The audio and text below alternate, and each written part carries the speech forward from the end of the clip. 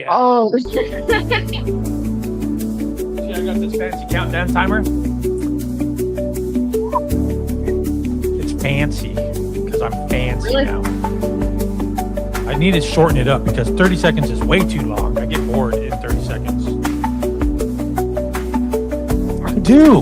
What? I'm not lying. I get bored in the 30 seconds. It's like, fuck, man. I gotta sit here for 30 seconds while this damn thing goes down. Why shouldn't I should have made it for like 10 or 5. 5 even Yeah. would have been good. Welcome to Rock and Recovery. I'm your host, Jay. This is my guest, a friend and a guest and fellow podcaster with her mom. We did Sheila already. This is Jeselle. Jess. We call her Jess. I call her Jess, for short. But she's here to talk about whatever she wants to talk about because she's like a sister. So I know she just had a baby, and I know she dealt with some stuff earlier on. And that's the whole point behind looking in through the glass. So Jess, how are you doing? I'm actually doing pretty good today. Thank you for asking. Okay, so let's get this right. I asked you said you've been wanting to come on the show. I've been telling you need to come on the show because your Yes. mom did. We had this set up like last year sometime. You said, "Oh, sure, send me your calendar link." Yeah, so I sent you my calendar link. I said, "You're like, what time works for you?" I'm like, "Afternoon, early afternoon." So what do? You schedule it for before noon your time, at noon my time. Where was the after part? There was no after. Afternoon to me. That's not 11 o'clock is not afternoon. It's 11 o'clock where you're at. I know this. Well, you're an hour ahead, so you Yeah, can get that's over not it. afternoon. It's noon. What happened to early afternoon? Like Well, 1, 2? No, not noon. then I start thinking that's late after. No, that's like 4 or 5 or 3. Let's say 3 is late afternoon because noon is noon for a reason. Well, you're here, aren't you? So are you. So let's get this show on the road. So tell me what you do, Jess. I just told everybody what you did, but how did looking through the glass came apart, and how has it been a big part of your life? And we'll just go on from there. So looking through the glass kind of came in. Since I was really young, I've always told my mom, like when Vines was a thing, I was like, Mom, we should really do this. This is something, you're funny, you do weird things, and you're a great person to know. And she's like, no, no, no, no. She was never an internet person in the first place. So that kind of died off. And then when we started talking about recovery, her trying to get through this and everything, her recovery in her drug addiction. Um, we started talking about it, and she was like, I really want to try this with you. I think a podcast would be a great way to go.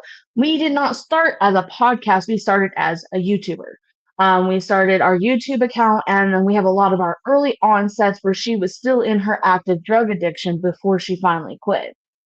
And then April of 2 years ago, she had just hit her 2 years. Of 2 years ago, she finally quit her drug addiction, and we were still continuing our YouTube. But then she started diving into TikTok, and that's when she started doing the whole TikTok thing. I joined That's in where she on it, met me. That's and where that's where she she met. met She you. got to meet the great Jay. Uh-huh. And she brought you into our lives, and we started building up this community. Well, kind of just drew away from TikTok. I feel like TikTok is a toxic community for me, because of my addiction. Um, and so she would deal with it a whole lot more. And then we finally decided, you know what? We need to start a podcast. We like to talk. We like to just conversate and do all these things. And so we got in contact with somebody else and you, and we're like, how do we even start? And they gave us the information, and we just kind of ran with it. We just ran with it, and then we've kind of been doing our own thing since. And this journey in it there's been a lot of healing between me and her, in our relationship itself. That was the whole point, was to show the world that we can heal our relationship as we heal ourselves. And that's a lot of it. We want the transparency, to show the messy parts, the dirty, you know the dirtiness of it. It's not clean. It's not beautiful. It's hard. And in that process, December 31st or 30th, I can't remember, I decided to tell my husband about my addiction. He already knew about my addiction, but I didn't see it as an addiction. And Right. then But I was it consuming uncovered your life? That's what I want to know. Was it consuming your life? it Were was you taking consuming my time out of your daily life to spend a whole lot more time doing your addiction uh then it's an addiction. It's an life. addiction. It was a very and it's a very common addiction. And the technology part is a very common addiction, especially the more we go into the future with technology. Especially with your And generation. Let's just put it real. exactly. My mom very much tried to keep me the electronics away from me when I was like 13, 14 years old. She really, really hated it. But this was how bad it was. She would literally take the battery and the phone apart. She would take the battery with her to work, and the phone would be hidden somewhere in the house. Well, this child knew how to find shit, and I would plug it in to the wall so it's on the charger, and that made the phone work. Yeah, you guys probably don't know what that is anymore, where phones and batteries were separated.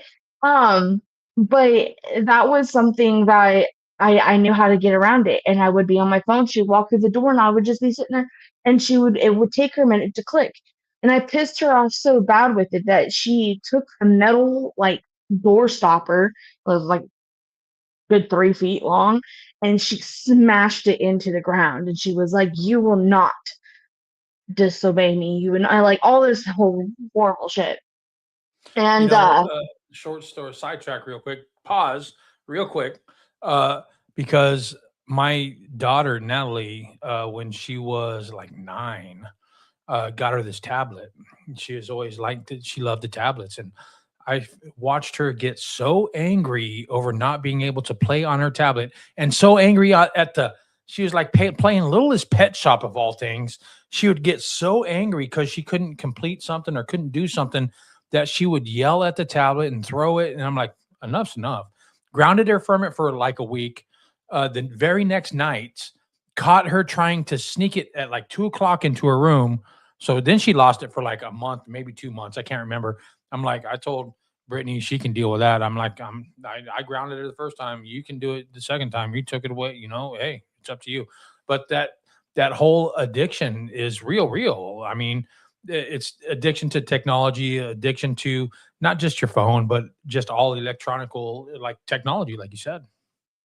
yeah, well, and then when I that day that I decided to to start my recovery journey and told my husband, that was also a time frame where I uncovered trauma on why I went down that road, why I and like enveloped myself into the technology. And it was more specifically an app. There was a couple apps at the time. And then it just kind of went to one app, and it was meeting people. And it was meeting men, I should say. 13, 14 years old, I was lost in trying to find some sort of love. My mom was working 4 jobs. My dad lived in a whole nother state, and we rarely ever talked. My closest family, such as grandfather, talked nothing but mad shit about my mom, and then grandmother just and my mom and my grandmother just were butting heads and not in good relations at the time. So I had nowhere to go. There's this 13, 14-year-old child who has been sexually assaulted on multiple accounts, who was actively being sexually assaulted by a 40-year-old man at the time, and that was the neighbor. And that was what I was trying to hide, was that it didn't matter. He was consistently seeking me out, and I just let it happen. And I was so guilt ridden when I found out. I was like, "Mom, I just let it happen." And I was like, "So is it even considered that?" And she goes, "You were 13, 14 years old. Of course that's, you don't know. you're still maturing out mentally, and you just wanted to feel loved. And so that's where my addiction fell into, was I was seeking out people to just love me. I wanted to be a person who wasn't Jeselle because I wasn't pretty enough or I was fat. So I wanted to just make sure that nobody knew who I truly was. I could be whatever I want, do whatever I want type thing. And that just carried on and off until a year and 4 months ago. Um, and that was probably something that I never seen it as an addiction. I just saw it as an outlet, and it was I can forget the stresses in my real world. I can forget what's really going on around me. I didn't understand addiction. And when I realized, as my mom was going through her recovery, the more I was realizing I am actually addicted to something, and it's non-substance. But that made me feel like I my addiction didn't matter because I didn't have that physical addiction to, drugs like most people do, or alcohol, or that substance. And but you go through the same mental processes just as they do, and sometimes physically. I just So I got a question for you, Jess. What were Yes. you trying to cover up or cope with that led you into that type of addiction? I was covering up the sexual assaults I went through when I was 8 years old, and the rape and sexual assault that I was going through at the age of 13, 14 years old. And then it continued. I had another rape when I was 16 years old. And it just kind of continuously went on. And then I also had lived in an abusive home. My stepdad at the time was an alcoholic and a very abusive one. He was demeaning towards me verbally, and then he was physically abusive towards my mom. Um, I also had a lot of trauma where family was very abusive towards me. They would accuse me of being a drug addict, becoming a drug addict, high school dropout, pregnant at 15, 16 years old, and being just like my mom. Um, and because my mother was raising me, there was a lot of hatred towards my mom. And my mom and I had a decent relationship. It just, my mom was the type of going, "Hey, you're a child, you don't need to talk. You don't your opinion you're voicing your opinion doesn't matter." And I was silenced a lot. So being silenced and not having a place to go, it just kind of allowed me to be in a world where I could be heard in a way. Um, I was seen. That's the best way I can say, is I was seen, because a lot of times I would be cut off. I would start talking and people would just cut me off, and then I'm in the background. I'm just background noise.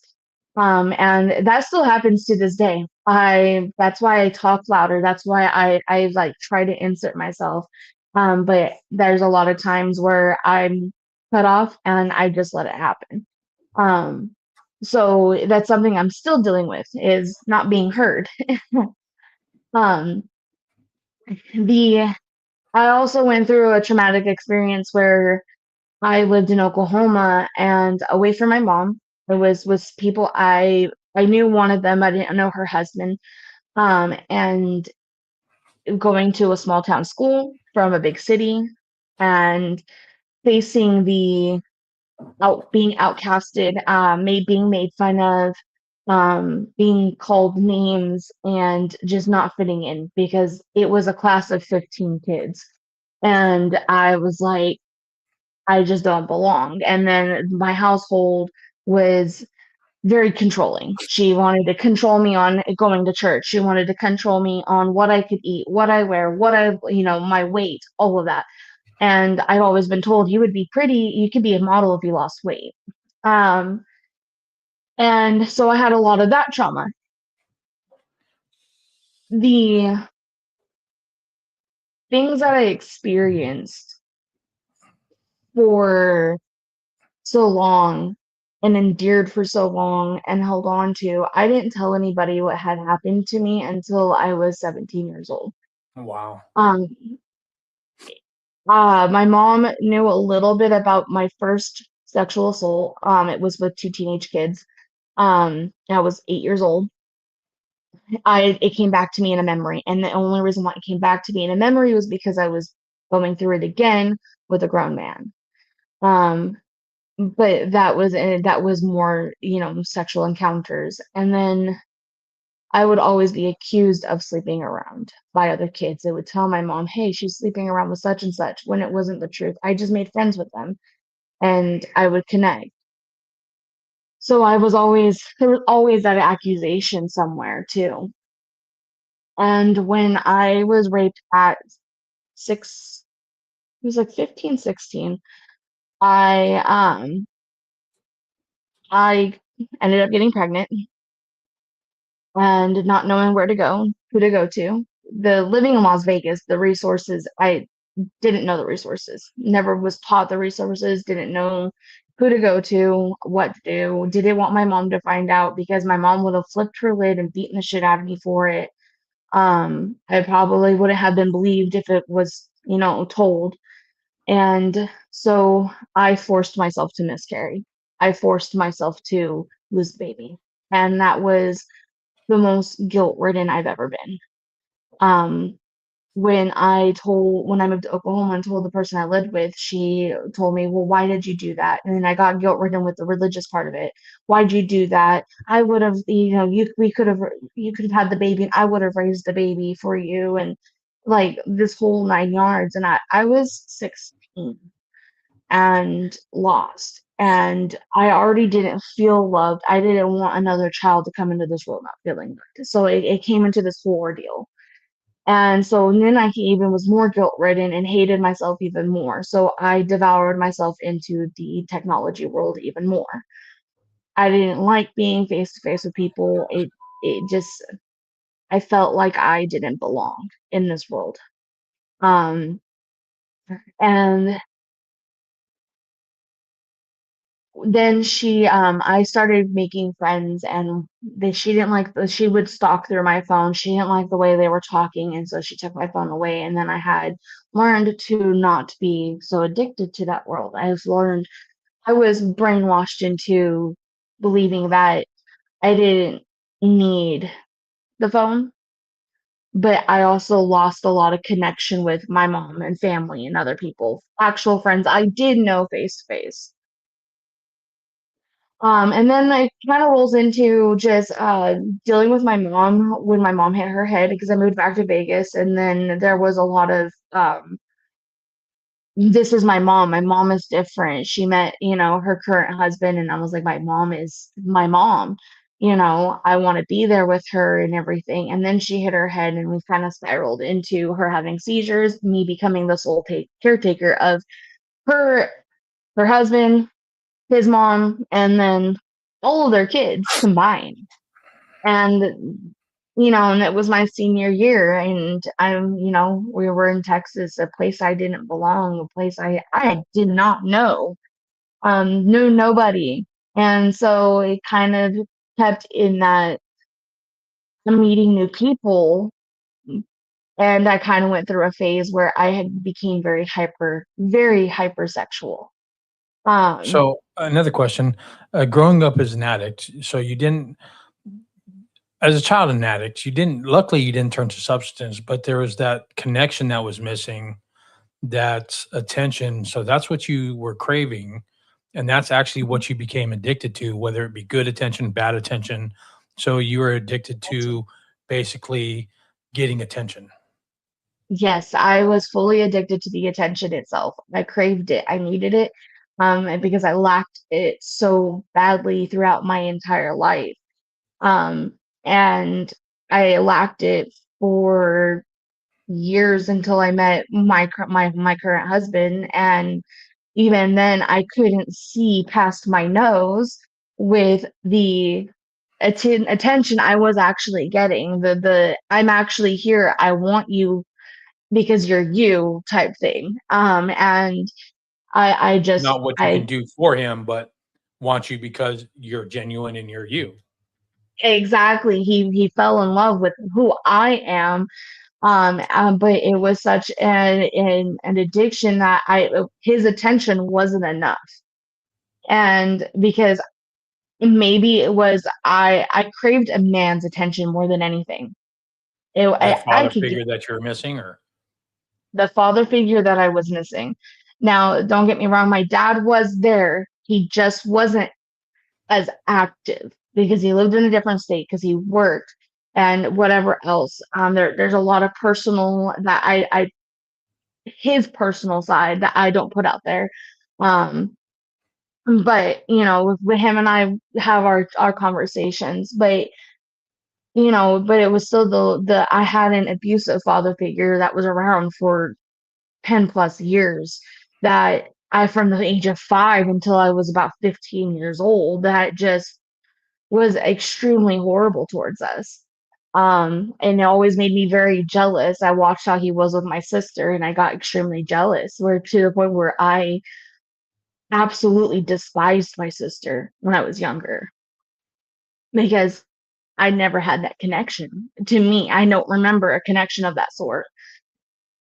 Um, when my current stepdad came into the picture, he took me under his wing like I'm his own kid. He still to this day treats me like I'm his own kid. I am his daughter. You would think that I am biologically his. But and that might have helped me see the side of things where hey, you don't have to be so wound up in the technology, but it's so hard to not run back to it. I'm going through postpartum right now, and it is so hard not to wind up back in it because I just want, and also it's an escape. I want out of this world. I don't want to think about the stresses that are going on. Um, but I will say that when I finally discovered that it was an addiction after all the bullshit that I've been through, um, and I've decided this is the day I'm done. I'm no longer doing this. This is taken to me because it has taken a lot from me. It didn't matter where we were at. I was buried in my phone, making sure I could get that text in, making sure I can, text them back real fast or do whatever I need to do.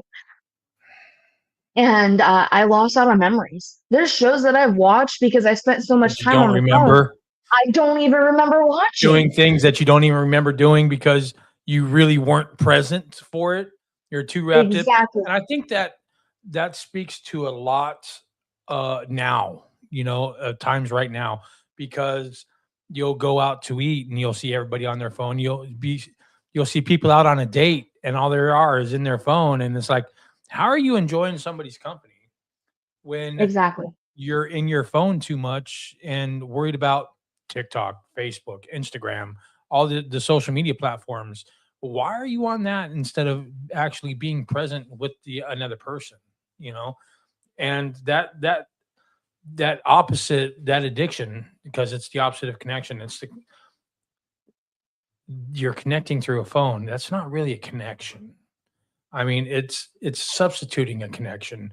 It's just tuning out, and it's like when does the world stop tuning out and start tuning into others?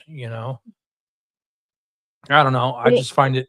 I I say that I'm not addicted to my phone, but and I can put my phone down and turn it off and be happy.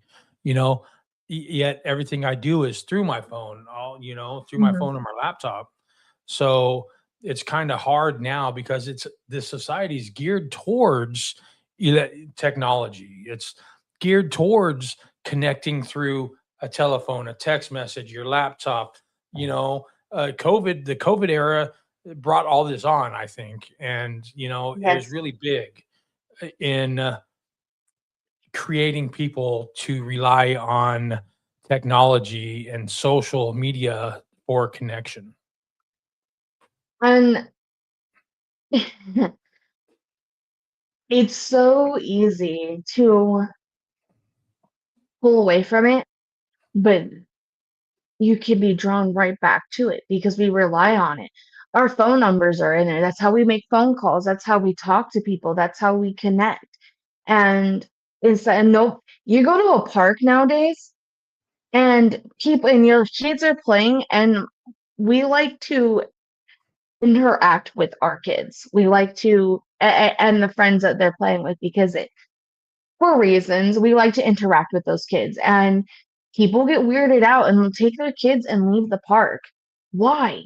Why are you getting weirded out? Because we are have our kids and then we're out there spending time with them, playing with them, instead of being on the bench just like this. That is the worst thing possible, in my opinion. You're outside. You should be enjoying the nature. As a And dad, I would take my kids to the playground and I would be running all over the playground with them. And other kids would be like, oh my God, a parent's playing with them. And they would want to play yes, too. And it's like, duh, I want to play with my kids. Fuck this. I came to the park. A park is meant to have fun at. So I'm on the swing sets. I'm running through the playground. I'm chasing them. We're playing tag. We're doing all the freaking things like kids would do because I'm just a big kid. Everybody knows that. But still, yes. these parents, some parents would be like, "Yeah, look at that dude with tattoos. He's scary. Maybe we should keep him away from our kids. Whose They kid is he immediately chasing?" You get that immediate mhm, judgment. mhm. My mom was very much the same way with me growing up. It was the interactive of, "I'm gonna run around with my kids, I'm gonna play with the kids." She also saw it as a deterrent for predators. She's just like, "Here we are, interacting with the kids, they're less likely to take my kids." And that was one of the reasons why she did it. But also, I'm able to have memories of her interacting with us. My siblings can have interactions of us running around playing tag, or whatever we're doing, playing monkey in the middle, because we're evil like that. um as older siblings. But we have those interactions. But I also lost on interactions of birthday parties because I hid in the corner while I was just on my phone. Or I hid in the bathroom, because I would hide in the bathroom so nobody would catch me doing what I'm doing. That's funny And because I would hide in the bathroom to do my drugs, while you're hiding in the bathroom to be on your phone. It's like total different world, same ball game, different players. But yeah, I'm like trying to shoot up in the bathroom and here you Mhm. are sending a text. I'm like, what the It's crazy. And my mom and I talk a lot about how hard it is, because here I am running a podcast. I do all of our tech. Everything that you see posted, everything that you see, all of it is me. I'm gonna put it out there. And she's not take techy. credit for that shit. Take credit. I know your I mom. Take am. credit. She told me yesterday, she's like, "You bust your ass." And I was like, and even Joey was like, "Look, you're putting time into it. It's a job." Yeah. And because Like I it's said, time take credit for consuming. that shit. But it's so much, especially with all the social medias I'm trying to build up and trying to get it all posted and everything. It becomes very difficult for me, and because here I am, all I can do is go to the Play Store and download an app. That's all it's gonna take. Yep. And I'm just sitting here going, "Don't do it. I don't do it." Yep. And it's not worth it, especially now that I have a baby. So what I wanted to say was, and this is a miracle for me, I have spent 10 years trying to have a baby. I have spent 10 years wanting a baby. I have miscarried when I was 16. Um, and I very much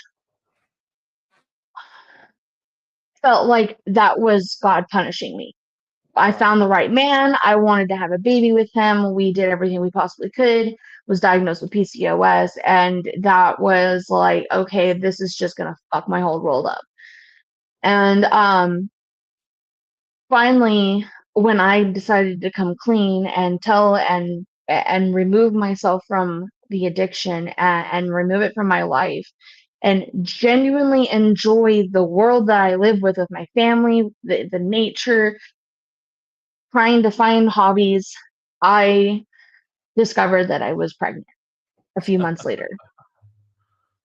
I found out in March that I'm pregnant. So I literally remember. 3 months. Yeah, 3 months after quitting my addiction, I was blessed with a pregnancy. Now, I spent the entire pregnancy in fear. And that in my first year of trying to stay in recovery, it became so difficult because I lived in fear, and I hated that I lived in fear. And So, and then I went through a whole traumatic experience in the hospital, but I was allowed to feel every bit of my emotions through my pregnancy. I got to feel connected with my pregnancy. I got to feel connected with my husband. I got to feel connected with everybody and not so detached from everything. And it was more of a blessing than anything. Now, my emotions were heightened through it all. My mom was like, I can't even imagine going through recovery and pregnant because I'm already a very sensitive person. And then Dude is we a just like saint. That's all I'm tenfold. saying. I would have moved out for 9 months and maybe came back on the 10th after it was born. I'd be like, I like to hear my friends calling and boss, Well, come to find out, I wasn't as mean through the pregnancy as I. whatever. Don't lie. I was there. I might not have been in the same state, but we were talking and we I knew each wasn't other as and we mean. talked almost all the time. So yeah, I, you were mean. I wasn't as mean as I am now. That's what I'm trying to say. I'm worse now than I was then. I don't know about that, but You I'll can take ask your him. word for it. He triggers the shit out of me. Um, and that's coming. I'm going through my second year, and the triggers are so bad. With the postpartum, he can't huff and puff without me freaking out. I very much. Poor I'm guy. very. I'd say poor guy. I know postpartum's a really big thing. And I know It because we've is. talked about it. We've talked about it. I've helped you through some of it. And, Yes. so I understand that it's huge and it is it takes a toll on people, yeah, especially on women. And I can understand how, it affects you mentally. And I feel Right. bad for him. Come on, give him a break. He doesn't mean it. No, and my big thing is because I lacked communication and connection for so long, Right. I try to make sure that's embedded in the relationship with everything that's going on. Talk to me. Let me know what's going on. I became I had very bad narcissistic tendencies. I would, and that came into play with our relationship. And I know that put a lot of strain in our relationship. I'm very blessed that this man didn't leave me. I'm gonna straight up say I am very blessed that this man didn't leave me. He could have walked out the door at any point, and he stood up for me. He has been there for me, um, and he still stands there by my side. He's still one of my number one supporter, other than my mom. Him and her will probably fight for that spot. Um, but he has been there for me through it all, and he takes it. He has taken I'm gonna just straight up the abuse from it all. Um, and with now I try to see that, hey, I'm being triggered. I try to recognize I'm being triggered. I need to step away. I need to do what I need to do to ground myself so I'm not losing my shit. And one thing that I come into problems with is not being heard. That is a trigger for me. If I'm not being heard, I kind of lose it and I get angry. And I don't like being angry. I don't. It's not my Why thing. not? It's fun, isn't it? I'm me. No, I already know the answer to that. No. It's not. Let's put the stock answer out there. No, it's not fun to be angry. No, it's not. Unless you're road raging. I'm a very much of a road rager. I could tell, you know, but on that, you use the word triggers a lot. And I'm going to say triggers, and you might not like to hear this, but triggers, you can use that as an excuse. Triggers, all they are is excuses that you made within yourself that you haven't been able to work through with yourself. Uh, so I would I would try to stay away from that word triggers because that means you need more work. And we both know you need a lot of work. I'm just joking. Just Say, joking. Don't freaking go I off on me, need but work. you need a lot. But Yes. triggers is just an excuse word because sometimes what we have to work through is harder than we're ready to work through it. So we use that word triggers instead of it, but it really is just a lot of people are probably going to hate me for this, but as an excuse to act a certain way, to be angry, to maybe be a little bit mean, you know. I can see how you can see that. I use it as a term of that's something I still need to work on. Yeah, That triggered me, absolutely. and that's something, and that okay. So like, yeah, him huffing and puffing, it is legit a trigger. It makes me angry. It makes me freak out. I also have something in my head called an inner critic. I'm telling myself, you're not being a good mom. You're leaving her on him too much. You need to do this. You need to do that. And I have that, that tells me that's something I need to work on. Now, if you're using it as a trigger saying, I acted out because they triggered me, that is not something that's where you're correct, Jay. No, 100%. You're not looking and reflecting into yourself. Look in the mirror and see why it's triggering you. Do the digging, Do the dig up that work dirt so it and doesn't trigger you no more. exactly make sure that you can, and it's postpartum recovery, all of it together, new motherhood. It's not fucking easy, What but do you mean? It's not easy? They don't give you a handbook and tell you how to be a no, mom? they don't fucking, Why would absolutely not. anybody want to have kids? Fuck. No, you birthed her, here you go, figure it the fuck out. That's pretty much You what they mean do. you mean there's not a parent's guidebook or how to survive the first 3 months of being a mom? Yeah, and I speak a lot about postpartum because I don't feel like we recognize what we're stepping into as first time moms and realize how much you end up in your head, how much you lose yourself, the Wait grief till the that you go second one. through. Yeah, well, and then I started going through grief. I started going because Right. I have friends that don't talk to me anymore. I have people that don't come around anymore. And it's like, well, what the fuck did I do? Well, why does my child have anything to do with our friendship? You know, and whether it's I don't want to hear a screaming baby or whatever, but that's still a loss for me. That's still something that I grieve. I don't I get see to go to that. the movies. I don't get invited to go to the movies or do things anymore. So it's kind of like it sucks. I see that. And I can see how, that can be contribute to the postpartum. And I see that, and I understand that because, it's same thing with an addict as what an addict goes through, their depressions. Why doesn't anybody want to be around me? Even when you're getting clean, why don't all my friends that I used to know want to just be around me now? Because now I'm better, first of all, Mhm. but they're not. They're stuck in there. So they got shit to work on themselves, and maybe you being the mom, it's not a screaming kid. Who doesn't like screaming kids? I love screaming kids because they're not mine. I get to give them back. If I here, your kid's screaming, it needs change too. Here you go. But along with that, the screaming kids, I think that's more internalized. You don't give yourself enough credit. You don't give yourself enough grace because, you know, yeah, it's hard. Yeah, nobody likes a screaming kid, like you said, especially the mom, because then it triggers something in them. Am I doing something wrong? Am I not Mhm. good enough as a mother? It's a reflection on, they feel that it's a reflection on them if their kid's screaming. It's not. It's just a process of freaking kids growing up. They're gonna scream, you Mhm. know. They're gonna The scream at the most teething. inappropriate times because why? They might need the attention.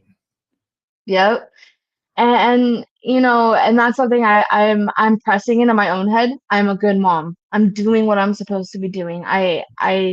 What I my processes with her are not wrong. How I'm raising her is not wrong. And I very much, the internet, coming back to technology, does not help. They tell you, oh, if You you're mean not Google doing doesn't this. help? Google helps everything. What are you talking about? Oh no, Google's Google. I'm talking about more like social media platforms where you have the videos and everything. Those do not help you. They will not help you. they make you go into your head 10 times more. And now you're Agree. feeling like, well, my daughter's not doing that. Why is she not doing that? She's the same age as that kid. Well, because every Comparison. kid has their own processes. You start comparing everything and going, well, they say I need to take her to the hospital because she's not doing this yet. No, it's just that kids are processing different. Comparison is the thief of joy. If you don't take anything else away from this, just know that comparison is the thief of joy. Once you start comparing something to somebody else, you're going to realize all the things you're doing wrong according to other people, and other people aren't you. So, comparison, first of all, is the thief of joy. Don't ever compare anything to compare yourself from now until you were back then, and then tell me how big of a difference that is. That's the only type of comparison you should be comparing is your past to your present and how well you're doing. I completely agree with that. And, I've been doing a lot of that. I've been, comparing my past to my present and seeing how much more I'm here, the more I'm interactive, and the more I get to really enjoy my family. And one thing that my family does is that well, they were doing when I first started my recovery, was that whenever they were around me, everybody would put their phones down and everybody would interact with each other. We would play card games, we just talk, we hang out. We kind of fallen back into the whole being on our phones while we're around each other. Oh, And hold on real quick. Oh no, I'm joking. I'm joking. fuck you, Jay. Well, you're lucky I love you. Oh, that was great. Hold on, I got a call I got to take. Yellow. I deserve that. I do deserve Yes, that. you do. You actually deserve this one more than anything. I deserve it. What can I say? But Hold on, your mom's calling. Hold on. yeah, right. She called me before she calls you. You want to bet?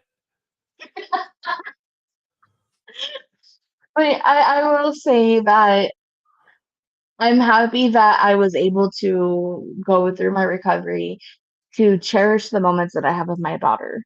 Yeah, To see, I get to see all her first. I'm not so blinded in my phone that I'm not getting to see her grow up.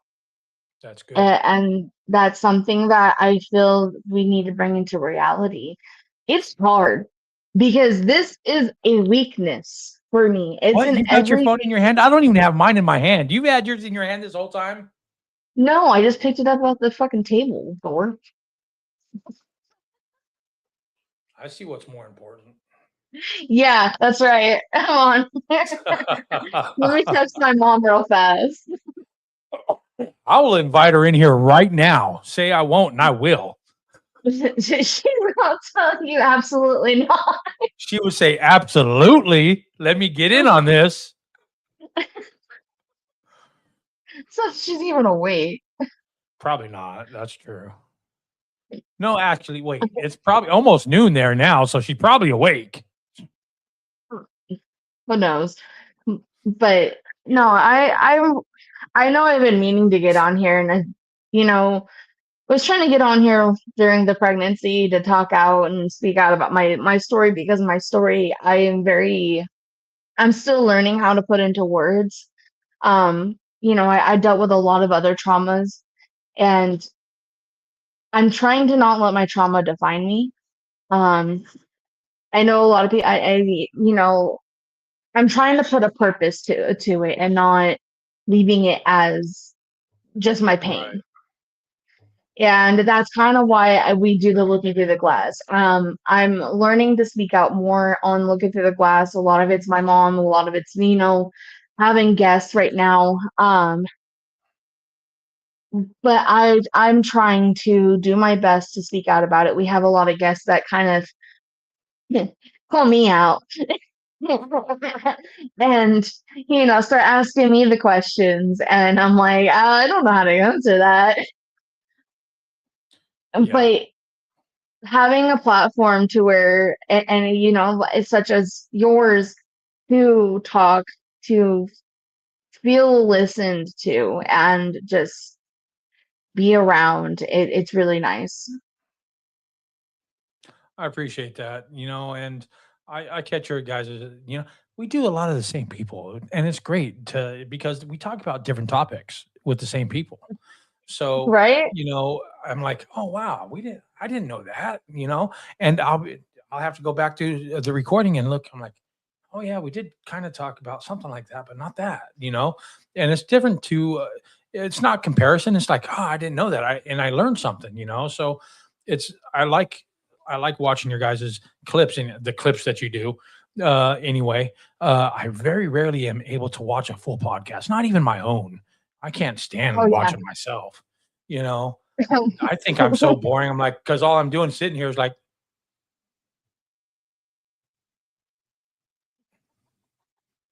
that's all I do. Yeah, and I'm listening, and I'm like, then I'll be like, try to get a question. You can see it in my face, like trying to wait for a spot because I don't want to interrupt. You know, Yeah, right. Yeah, I No, hate that waiting for the certain right spot to ask a question, and it's like, oh, what was my and then question? the topic jumped, and then you're like, shit. Yeah, it's Oh, absolutely correct. I did the same thing. I'm horrible about it. I just nod my head. And like I think you called me out or somebody called me out and said, "Why do you have such a resting bitch face? Are you even interested?" And it's like, hey, hold on, that's just my face. I guess I am. I'm genuinely intrigued with what's going on and hearing the different therapies and all this stuff. And You know, it's you we don't know listen to ours either. the worst thing for me is when people try to dumb it down because they think I don't understand, and it's like, bro, I'm way smarter than you in this shit too. So quit trying to dumb it down. But I'll just let them talk like I'm some moron because hey, I'd rather be the moron. It's like, yeah, dumb it down. I don't care. I'll be on the phone, I like, love. I'll text my mom, like, my mom will be, talking to me on text. I'll be like, "Yeah, they're trying to dumb something down so I understand it, but I know more about it than them," you know? And she's like, "Yeah, you do." It's like, "What am I supposed to do? I'm just gonna let them talk?" And then I'll ask questions. Those are the boring interviews, though. So I don't have very many of those. They're actually shocking. Uh, the ones I like are the interaction like me and you have, some of the others I've had the interaction, just the back and forth. Uh, even on serious subjects, and this is a serious subject. It affects a lot of you know, and so I'm glad you got the time from yesterday to today to freaking schedule it. Now it's afternoon or like barely afternoon. No, it's So new for thank you me. for coming on here and taking time, just waking up and taking time to jump on the show. Well, I'm glad that I was able to come on finally. I appreciate your patience with me because, yeah, pregnancy was a bit. I wasn't going to bother a pregnant woman. Hell no. I know my lesson. I've got 4 kids I learned, I learned that, yeah, you don't fuck with pregnant women because they're mean. It's true. Tell me I'm wrong. I wasn't that mean. Was I that mean? Yes, you have to live with her. So the correct answer is no, but I know you really mean yes. How was I really mean in my pregnancy compared to my postpartum? No, baby. See, that's the stock answer. Good job. You passed the husband test. I was mean to others, but not him. Oh yeah, we'll say it like that because you have to live with her. You have to stay with her. It's okay. I understand. So because you have to live with me, he understands why you answered that way.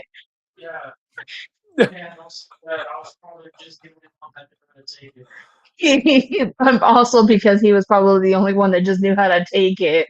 Yeah, he got used to be you. You see, you got him trained. He got used to you being mean. Jeez, you're vicious. Yeah, I mean, say, jeez, you're mean. Yeah, jeez, poor Well, dude. I think we need now to have a whole mental health show on him because his got to be like way down right now. so Jay wants to have a mental health show with you because he's like, damn, yeah, I'm vicious. And he's probably agreeing in his head with that. No, I'm good. He's like, yeah, I probably need somebody to talk to. Yeah. Yeah. We can talk about how mean I am. It's okay. Yes. I'm But you just can't be in kidding. the room or ever listen to it. And that's not fair. How am I ever supposed to fix it? By him, I'll give him the courage to tell you. That will probably never happen because I wouldn't tell your ass either. So, nuh-uh. I'll take my chances over there. Jess, Oh so my one god. thing that you want anybody to take away from the show that we talked, the things that we talked about, what would that one thing be? There's so many things that you could probably take away from this show, but the one thing that I want to say that I wish I knew was that there is resources out there to get help, to speak out. There are people who are willing to listen